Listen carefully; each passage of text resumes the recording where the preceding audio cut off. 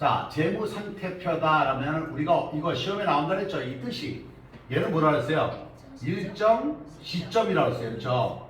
일정 시점에 재무상태를 파악하는 일람표다. 재무상태. 근데 재무상태표가 뭐라 했습니까? 얘가 자산, 부채, 자본의 상태를 말하는 거예요. 자산, 부채, 자본의 상태. 자산 그러면 전재산. 그러니까 자기 자본이라고 할 수 있겠죠. 전재산이다. 전재산. 전재산. 그리고 내가 가지고 있는 재산은 전부 다 자산이에요.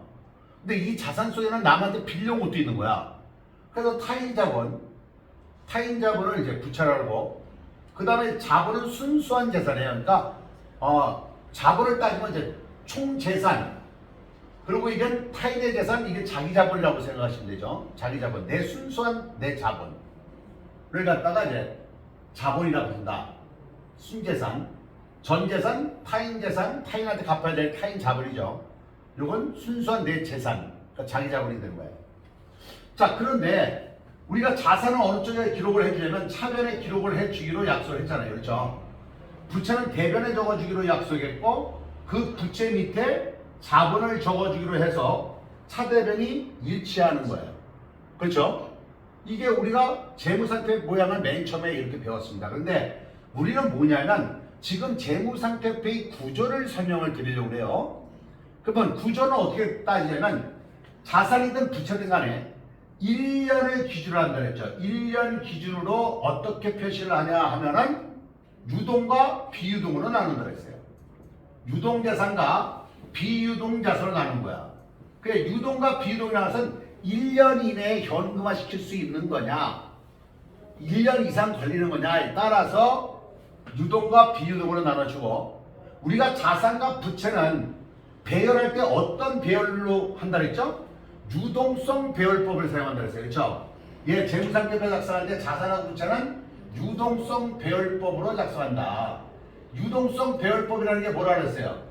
자산, 부채, 자산하고 부채가 가장 빨리 현금화 시킬 수 있는 순서로 적어주는 거예요. 자산에 가장 빨리 지급해야 되는 순서로 적어준 게 부채죠. 그러니까 유동 이 안에도, 부채 안에도 유동이 있고 부채 안에도 유동이 있고 비유동이 있는 거예요. 비유동, 그러니까 이제 우동 생각하면 안 돼요. 유동이 아니라 비유동. 유동, 비유동으로 나눠준다. 유동, 비유동으로. 그런데 이게 유동과 비유동을 어떻게 또 나눠주냐면 이렇게 생각하시면 돼요. 당, 재, 투, 유무기. 투유무기 이렇게 외우세요. 당재, 투유, 무기다.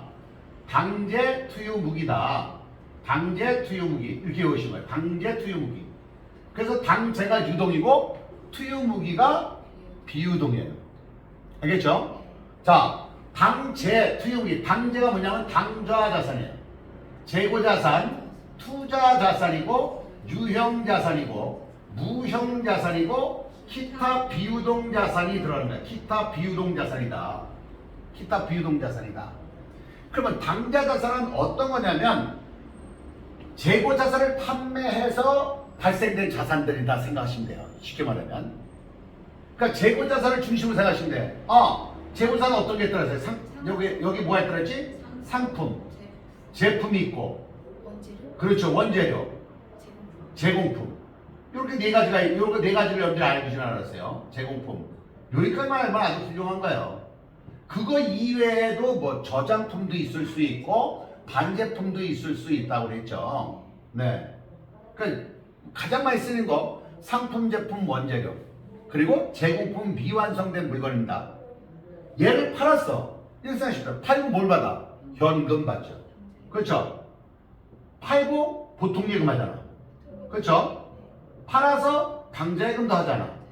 그러니까 이런 것들이 전부 다 뭐예요? 당좌자산이야. 근데 외상으로 팔았어. 그럼 외상 매출금도 되는 거야. 외상 매출금도. 그런데 얘네들도 팔 수 있다 했죠? 어떤 거? 유형자산 얘 팔 수 있어요. 무형자산도 팔 수 있는 거예요. 그럼 외상을 했어. 그럼 미수금이야.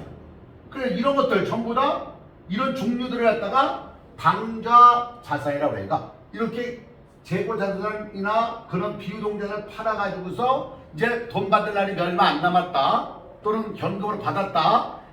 그러니까 여기에 뭐 있어? 외상매춤이 있으면 당연히 받으러 될 수 있겠죠. 그런 것들이 전부 다 당좌자산에 들어간다 이제. 그러니까 당좌자산과 재고자산 구분은 재고자산을 판매해서 발생된 것이 당좌자산이다. 알겠죠?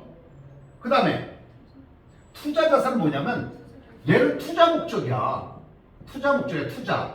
투자 목적이면 투자 어쩌고 나와. 그러니까 대표적인 게 뭐냐면 투자 어쩌고 나오는 것 중에 대표적인 게 뭐냐면 투자 부동산이야. 투자 부동산은 뭐냐면 봐봐요. 내가 만약에 토지를 샀어. 그럼 토지는 무슨 자산이면 유형자산에 들어가. 근데 이게 땅값이 오르기를 기대하고서 사면은 투자 부동산이야. 똑같은 땅을 샀는데 알겠죠? 똑같은 땅을 샀는데 이거 땅값 오르기를 바라고서 복부인이 샀단 말이야. 쉽게 말하면 그게 투자 부동산이 되는 거야. 근데 내가 우리 회사를 확장할 목적으로 땅을 샀어. 그럼 토지야. 땅값 오르는 건 똑같아. 근데 목적을 어디다 뒀냐? 내가 예를 들어서 건물을 짓기 위해서 땅을 샀다. 근데 그 건물이 공장이다. 그럼 영업용이잖아요. 그러니까 영업용이니까 그때는 유형자산이 들어가는 거야. 근데 투자 목적으로 샀다면 똑같은 땅이나 건물을 사도 투자 목적이면 투자 부동산. 그러니까 다시 말하면 영업용이면 유형자산, 비영업용인데 투자 목적이면 투자 부동산이 된다 이거. 알겠죠? 그 다음에 또 이런 거 있어요. 여기 봐봐요. 장기자로 시작하는 게 있어. 장기로 시작하는 거. 장기로 시작하는 게 뭐가 있냐면 장기성예금. 장기성예금. 장기성예금이야. 장기성예금이 뭐냐면 소위 말하면 은행에다가 장기 금융상품을 말하는 거야. 봐봐요. 1년짜리 예금하고 3년짜리 예금하고 어느 게 이자가 높아? 3년짜리 높잖아요. 그렇죠? 단기간은 은행에서 이자를 조금 줘요. 근데 장기로 예금하면 이자를 좀 더 많이 줍니다. 그러니까 그런 걸 목적으로 했다. 즉 늘어나. 그렇죠? 내가 예금했는데 100만 원 예금했으면 뭐 100대 10만 원 이렇게 식으로 늘어날 거 아니야. 3년 있으면 늘어나. 그런 것이 투자자산이야. 그러니까 장기성 예금. 또는 이런 거 있어요. 뭐가 있냐면 남한테 돈을 빌려줬어. 근데 장기 대여금이야. 근데 왜 빌려줘? 신에서 빌려주나? 그러면 그렇지. 이자 많이 받으려고. 이자 받으려고 빌려주는 거야. 그러니까 이자만큼 늘어나잖아요. 그렇죠? 그런 게 투자자산에 들어가는 거야. 장기자로 시작해. 그러니까 투자나 장기자로 시작하면 투자자산이다. 이렇게 하시면 돼요. 됐죠? 자, 유형자산 우리가 어저께 배웠어요. 어떤 거 배웠습니까? 자, 뭐 배웠냐면 비품, 그 다음에 건물, 그 다음에 차량 방구, 그렇죠? 기계장치, 이런 걸 생각자산이라고 했어. 그렇죠? 그 다음에 뭐가 있다 그랬어? 토지, 그 다음에 뭐가 있어? 건설 중인 자산. 얘는 비상각자산이라고 했어. 그렇죠? 얘는 비상각자산, 얘는 상각자산. 형태가 있는 자산이야. 근데 얘는 조건이 이렇게 생각하시면 돼요. 형태가 있다, 1년 이상이다, 영업용이다. 1년 이상 사용할 거다. 알았죠? 그 다음에 뭐라고 했어? 형태가 있다. 그러니까 유형자산이에요. 그러니까 아까 얘기했잖아. 이 토지나 건물이나 기계장치나 이런 것도 전부 다가 마찬가지로 내가 투자 목적으로 샀어. 그럼 걔는 뭐야? 투자자산이 되는 거야. 근데 영업용이야. 그러면 비품, 건물, 차량물, 기계장치, 토지 이런 계정감을 사용한다라는 거예요. 알겠죠? 그 다음에 무형자산. 무형자산 뭐야? 말 그대로 무형자산이가 뭐야? 안 보여. 만져도 느껴지지가 않아. 만질 수가 없어. 그렇죠? 그러니까 얘는 대부분 어떠면 법률상의 권리야. 여러분들 이런 거 있잖아. 이런 거 알잖아. 특허권. 대표적으로 특허권 아니죠? 특허권, 뭐 실용신안권, 또 이런 산업재산권들이 여기에 들어가요. 그 다음에 또 뭐야? 우리 컴퓨터 있잖아. 이 컴퓨터 이건 뭐예요? 깡통이야. 컴퓨터 가지고 쓸 수 있나? 못 써. 근데 이 안에 뭘 깔아놓은 거야? 프로그램을 깔아놓은 거야. 그러니까 소프트웨어 같은 것들이 여기 들어가요. 알았죠? 그러니까 무슨 권리. 어떤 광물을 캘 수 있는 권리, 광업권. 어디 바닷가에 가서 내가 바다에서 양식을 하거나 고기를 잡을 수 있는 권리, 어업권. 알았죠? 이런 것들은 그런 권리, 그걸 무형자산이라고 해요. 무형자산. 영업권, 또 개발비, 이런 것들이 여기에 들어갑니다. 개발비도 여기에 들어가요. 영업권, 개발비. 개발비는 어떠한 예를 들어서 특별한 물건을 갖다가 내가 생산하기 위해서 연구 노력해가지고 이제 개발 단계를 거쳐가지고 이제 앞으로 돈 좀 생길 수 있어. 그러면 이제 개발비를 할 수 있는 거예요. 근데 그럴 가능성이 없어. 그럼 이제 비용 처리합니다. 그러니까 얘는 자산일 때는 앞으로 성공 확률이 높아. 그래가지고 앞으로 경제 교육이 생길 수 있어. 미래의 경제 교육이 생긴다. 그럼 바로 뭐라 그랬어요? 자산이라고 그랬죠. 그럴 때가 무형자산이 되는 거예요. 개발비는. 비로 끝났다고 비용이 아닙니다. 비료, 여과, 개발비. 비로 끝났잖아요. 그러면 비용 아니에요? 판매 관리비 아니에요? 아닙니다. 개발비는 자산이다. 무형자산에 들어갈 수가 있다라는 얘기예요. 그 다음 기타 비유동자산. 이제 이게 여러분들이 여기하고 많이 헷갈려요. 근데 차이점이 있어 이제. 기타 비유동자산은 여기에 해당되지 않는 비유동을 갖다 여기다 집어넣는 거예요. 근데 얘는 어떤 게 있냐면 대표적인 게 뭐냐면 대표적인 게 임차 보증금이 여기 들어가요. 임차 보증금, 전세 보증금 같은 것들, 영업 보증금 같은 것들. 그 다음에 또 어떤 게 있다면 장기로 시작해. 얘도 장기로 시작해. 장기 뭐냐면 장기 외상 매출금, 또 장기 바드럼, 장기 미수금, 이런 것들. 미수금 봐봐요. 얘네들의 특징은 뭐냐면 여기 대표적인 건 임차보증금이야. 영업보증금, 임차보증금, 이런 보증금들. 한번 생각해보세요. 임차보증금, 그럼 내가 집을 세를 놓고서 들어갈 때 보증금을 내잖아요. 보증금 내고 그 다음에 또 월세 또 내잖아. 월세를 내면은 임차료야. 근데 보증금은 어때요? 내가 이 건물 들어갈 때 보증금을 내. 근데 보증금을 만약에 1억에 월 300만 원이야. 그럼 매달 300만 원 내는 건 임차료야. 그런데 들어갈 때 1억을 갖다 넣었죠. 나 10년 동안 여기 있었어. 그럼 나 이제 나갈 거야 이제. 그럼 나 얼마 받아가지고 나가? 1억. 이자 줘 안 줘? 안 줘. 그렇죠? 변화가 있어 없어? 없어. 보증금은 변화가 없어. 봐봐. 아까 투자는 어떻게 됐어? 변화가 생겨 안 생겨? 생겨. 그렇죠? 물론 재수 없으면 건물 사는데 폭삭 망하는 경우도 있어. 특별한 경우 말고. 그렇죠? 땅을 샀는데 땅값이 뚝 떨어졌어. 그런 경우 그것도 변동이 생기죠. 투자라는 건 뭐예요? 돈을 벌 수 있고 손해 볼 수도 있는 거지. 알겠죠? 그래서 이렇게 변동이 생길 수 있는데 얘는 변동이 안 생기는 거야. 그러니까 장기 외상 매출금 받으러 미수금 같은 거 어때? 장기야. 근데 얘가 외상 매출금 돈 주면 감사하는 거야 이제. 원금만 줘도. 이자 달라고 하지 않고. 무슨 말인지 알겠죠? 그래서 기타 비유동도 표시하는 거야. 이거 시험에 잘 나와요. 다음 자산 중에 기타 비유동 자산에 해당하는 것은 이렇게 나옵니다. 많이 나온 게 이거 임대보증금이야. 알았죠? 다음 부채. 부채는 유동과 비유동을 나누는데 유동 마찬가지야. 1년 이내에 갚아야 되는 거니까 대부분 어떤 거야? 외상매입금 이런 거 대표적인 이런 거죠. 외상매입금, 지급보험 이런 것들. 그리고 미지급금 이런 거. 미지급금 또 미지급 비용 이런 것도 들어가고 선수금도 여기 들어가요. 선수금 대부분 부채도 여기 들어가.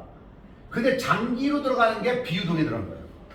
그래서 이 장기에 들어가는 걸 이렇게 장기만 외우면 비유동을 갖다가 비유동만 외우면 유동은 조절하는 거지. 그러니까 요 장기 1년 이상 걸리는 걸 비유동이라는데 비유동 부채는 이렇게 생각을 했죠. 사장이 퇴임한다. 그랬어요. 퇴임. 퇴임이야. 사는 뭐냐면 사채야.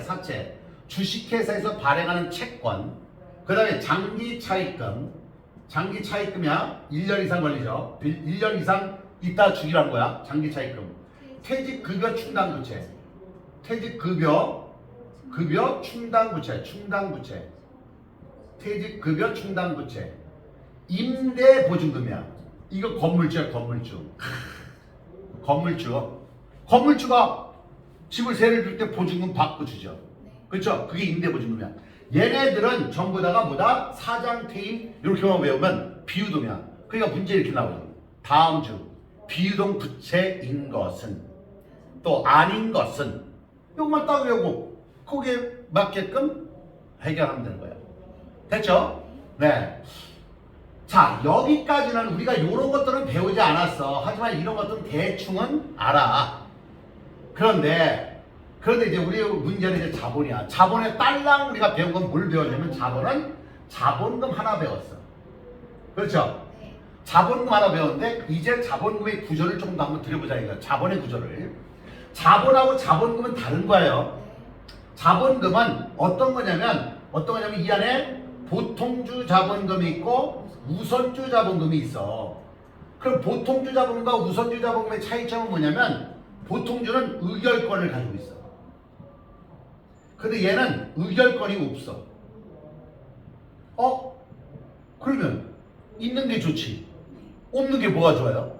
그 대신 얘는 어떤 데 우선을 주면 배당에 우선을 주고 자녀 지분에 대한 우선권을 가지고 있어요. 얘는. 배당과 자녀 지분을 배분할 때 우선권을 갖는 거야. 지금 무슨 말이냐면 배당을 할 때 자, 장사는 누가 했냐면 보통 주주들이 했어. 손 들고 그거 합시다. 안 돼요. 이런 걸 결정을 했단 말이야. 보통주가. 근데 우선주는 거기에 참여를 못한다 그랬잖아. 손 번쩍 들고 그거 하지 마요. 당신 뭔데요? 우선주 빠져요. 그러는 거야. 그럼 이 사람 억울하잖아. 근데 어떤 조건을 갖냐면 배당할 수 있는 권한을 먼저 주는 거야. 그리고 얘네들보다도 배당을 조금 더 줄 수도 있어. 그리고 자녀 지분, 만약에 회사가 망했어. transformer 망할 수도 있잖아. 그러면 다 떨었어 이제. 해체해가지고서 계산해보니까 돈이 남아. 그럼 그 남을 때 먼저 돈을 받아. 얘가. 저거 그 삼성전자 주식이 있고 삼성전자 우가 있죠. 그게 바로 이거예요. 우가. 그러니까 삼성전자가 있고 삼성전자 우 있으면 그 우가 우선주예요. 그러니까 요즘은 왜 우선주들을 사냐면 그래 장사 니들이 열심히 해. 나는 돈 생기는 게 목적이야. 난 이 배당만 더 주면 좋아하지. 그래서 배당을 먼저 목적으로 하기 때문에 우선주가 발생이 된 거예요. 그래서 어떤 거는 우선주가 굉장히 비쌉니다. 자, 그렇게 표시가 됐어요. 이제 보통주와 우선주 자본금으로 나눈다 이거예요. 그러고 난 다음에 뭐가 있냐면 자본잉여금이 있어. 잉여금인데 자본잉여금이야. 이 자본잉여금은 어떤 거냐면 자본거래에서 발생한 거야. 그래서 자본거래에서 발생한다. 지금 이렇게 얘기하면 여러분들이 잘 몰라요. 근데 이 자본거래에 어떤 게냐면 이런 게 있어. 주감자가 있어. 주감자인데 얘가 플러스 되는 거야. 즉 자본금에 플러스 되는 것들. 그러니까 주감자 이렇게 외워두세요. 그러면 주감자가 뭐냐면 주식을 발행했을 때 초과된 거야. 그래서 주식 발행 초과금이라는 게 있어요. 이거 나중에 자세히 배웁니다. 감은 뭐냐면 감자. 즉 어떤 거냐면 자본금을 줄일 때 우리 회사의 주식을 사들이는데 싸게 사들인 거야. 5,000원짜리 4,000원 주고 사들였다. 그럼 1,000원이 이익이 생겼다 해서 감자 차익이라고 해요. 그 다음에 얘는 자기 주식을 처분했을 때 생긴 이익이야. 그래서 자기 주식 처분 이익. 어쨌든 전부 다 어떻게 됐어요? 많이 받은 거야. 많이. 그래서 플러스 된 거다. 주감자 플러스다. 근데 이제 자본 조정이 있어. 이건 자본 조정은 뭐냐면 얘도 자본거래에서 발생한 건데 얘는 마이너스 된 거야. 마이너스. 어디에? 얘 마이너스야. 그래서 이 안에 뭐가 있냐면 자주감자가 있어. 자주감자. 여러분들 감자 보면 감자가 자주색 감자 봤어 못 봤어? 못 봤어? 자주색 감자 있어요. 근데 비싸. 조금 비싸. 일반적인 원래 고구마도 자색 고구마가 비쌉니다. 자주색이 좋다고 그래가지고 보라색이 좋대요 사람 몸에.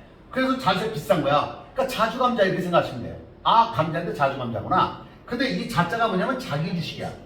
우리 회사의 주식을 내가 산 거야. 가지고 있는 거야. 어떤 목적으로? 예를 들어서 여러 가지 목적이 있는데 예를 들어서 뭐 주가를 방어하기 위해서 사들이죠. 얼마 전에 삼성 같은 경우에 자기 주식을 많이 사들였잖아요. 왜? 주가가 막 떨어지니까. 그러니까 사들인 거야. 그래서 주가를 방어할 목적으로. 그래도 떨어졌지만 어쨌든 자기 주식 그런 겁니다. 그러면 주식은 뭐냐? 이게 주는 뭐냐면 주식을 할인 발행한 거야. 싸게 발행해, 싸게. 그래서 그 차액을 갖다가 주식 할인 발행 차금이라고 그래요. 그 다음에 감은 뭐냐면 감자차 손이야. 아까는 이익이잖아. 여기 손실이야, 손실. 감자차 손. 그 다음에 뭐냐? 자기 주식을 팔았어. 근데 손해봤어. 그래서 자기 주식 처분 손실이라고 그러는 거야. 자기 주식 처분 손실. 그러니까 얘들 전부 다 자본에서 빼주는 항목들이야. 줄어든 거죠. 알았죠? 자, 보세요. 주목해 봐. 자기 주식, 우리 회사의 주식을 샀어. 그러니까 내가 가지고 있어. 내가 보유하고 있어. 그러면 자기 주식이야. 근데 자기 주식을 갖다가 자기 주식을 사 들여가지고 소각 불태워 버렸어. 그럼 감자야. 내가 사 들여서 자기 주식을 그러면 자기 주식이란 자기 주식 계정을 해줘. 근데 불태워 버렸어. 소각시켜 버렸다.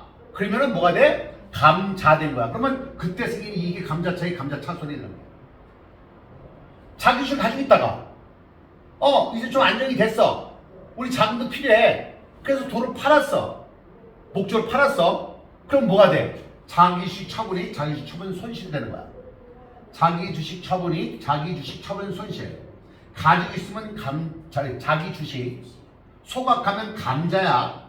알았죠? 처분하면 자기 주식 처분이 자기 주식 처분 손실. 주식을 발행할 때 더 많이 발행했어. 액면보다 더 비싸게 발행하면 주식 발행 초과금. 주식 할인 발행 차금은 싸게 발행한 거야. 알겠죠? 네. 그 다음에 이제 뭐가 있냐면 여기에 또 들어가는 게 기타 포괄 손익 누계액이에요. 이 기타 포괄 손익 누계액은 이게 또 복잡해. 왜 얘가 복잡하냐면 봐봐요. 얘는 이익이 생긴 거야. 또는 손실이 생긴 거야. 근데 이익이 생기면 달려드는 게 누가 달려드냐면 제일 먼저 주주들이 뭐라고 그래. 야 니네 돈 많이 벌었다며. 나 좀 배당 좀 해줘. 이러겠죠. 또 누가 또 달려들면 국세청에서 달려들어. 국세청에서 뭐라 그래. 돈 많이 벌었다며. 박수! 세금 내세요. 세금 받아가지고. 그러니까 회사는 어때요?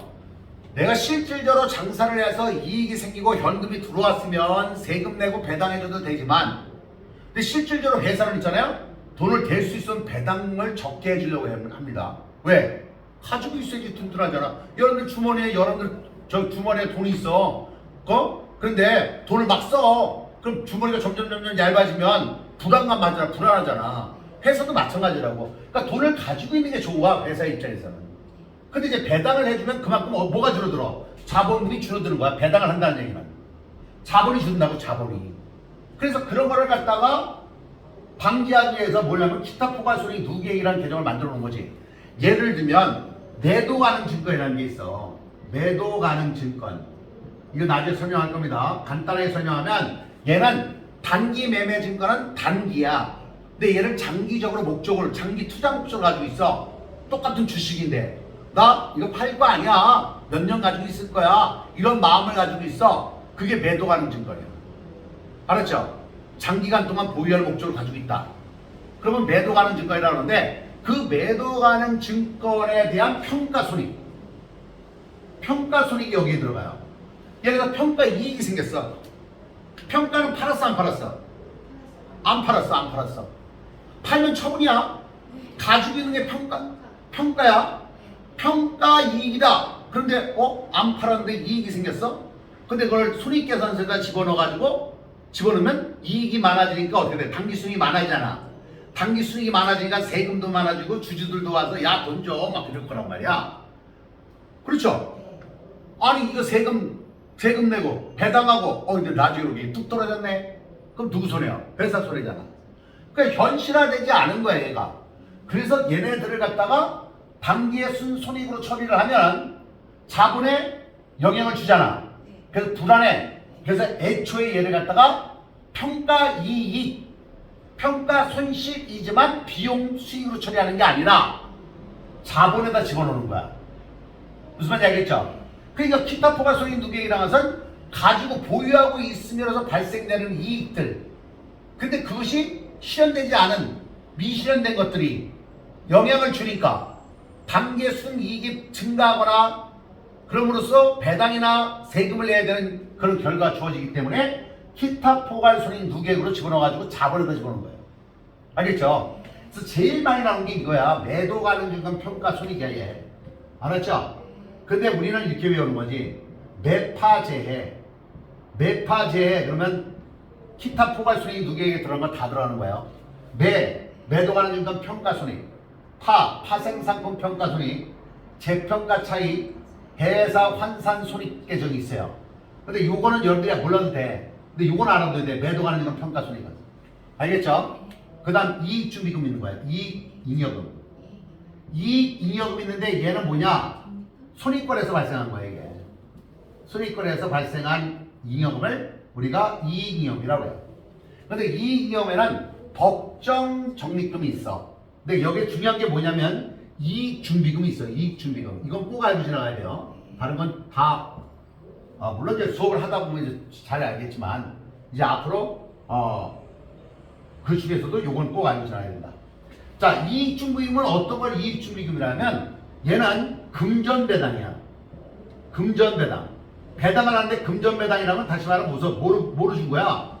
현금으로. 주식배당은 아니야. 주식배당은 아닙니다. 해당이 안 돼. 금전배당 얘의 몇 퍼센트? 10% 이상을 10% 이상을 갖다가 이익준비금으로 적립을 하게끔 돼 있어. 그래서 얘를 법으로서 정에 따라서 얘가 법정적립금이야. 법정적립금이다. 법정적립금이다. 이익준비금. 금전배당, 현금배당의 10% 이상을 갖다가 어떻게 한다? 자본에다가 이익준비금으로 적립을 하게끔 했다고. 왜? 언제까지? 자본금의 2분의 1에 달할 때까지. 2분의 1에 달할 때까지. 2분의 1까지야. 2분의 1까지 적립을 해라. 법으로 수정한 거야. 상법에서 정해놨어요. 상법 아마 458조가 아마 그래 될 거야. 그래서 자본금에다가 자본금에 적립을 해라. 2분의 1 달할 때까지. 왜? 자, 아까 뭐라 그랬어요? 회사는 어떻다 그랬어? 배당을 자꾸만 하면 자본이 찌그러지는 거야. 그렇죠? 자본이 줄어든다 그랬어. 그럼 자본 줄어드는 거 별로 안 좋은 거야. 회사 입장에서는. 그렇죠? 그러니까 좀 자본을 건실하게 하기 위해서 금전으로 배당할 때 그 금액 10% 이상을 적립을 해놓으라고 한 거야. 그 이외에 법정적립금 이외에 임의적립금이라는 게 있어. 임의적립금은 뭐냐? 임의적립금은 회사가 임의적으로 필요할 때 쓰기 위해서 적립해 놓는 걸 갖다가 임의적립금이라고 해요. 그래서 법정적립금과 임의적립금이 있다. 뭐 이 임의적립금은 여러 가지 종류가 있지만 요거 나중에 좀 더 자세하게 설명을 드리도록 하겠습니다. 알겠죠? 자, 그래서 이게 재무상태표의 구조다. 그러니까 여기 시험 문제 굉장히 많이 나오는 거야. 뭐라고 나오냐? 자본잉여, 다음 중 자본잉여금에 해당하지 않는 것은 주감자 플러스 마이너스 요런 거 하나 툭 들어가죠. 여기 책에는 주감 그 자본 잉여금에 하나 더 자본 조정에 미교부 주식. 네, 미교부 주식 배당금 있어요. 근데 안 집어넣었어요, 내가. 왜? 미교부 주식 배당금 여기다 집어, 미교부 주식 배당금 여기다 들어가요? 교부하자는 거야, 아직. 그러니까 그것만큼은 자본에서 빼줄 수 있는 거죠. 미교부 주식 배당금은. 근데 시험에서 잘 안 나오고, 살짝만 외워두면 돼요, 그냥. 미교부 주식 배당금은. 그러니까 이렇게 주감자, 자주감자 이렇게 외우는데 자주감자 미 좀 이상하잖아. 그렇죠? 주감자인데 플러스 마이너스야. 자기 수도 잘 안 나와. 그러니까 주식 할인반응 참을 여기다 속 집어넣는 거지, 이렇게. 플러스 마이너스 요 개념을 잘 알아야 돼요. 그러니까 자본잉여금과 자본 조정 계정 요걸 잘 알아두고, 그다음 비유동 요거 잘 알아둬야죠. 비유동. 그다음에 여기서 마찬가지예요. 재고자산, 당자자산 이것도 끈가다 나와. 투자, 유형자산 또 기타 비유동자산 이것도 잘 나오는 거예요. 그래서 내가 여러분들한테 이렇게 재무상태표의 구조에 대해서 설명을 드린 겁니다. 됐죠?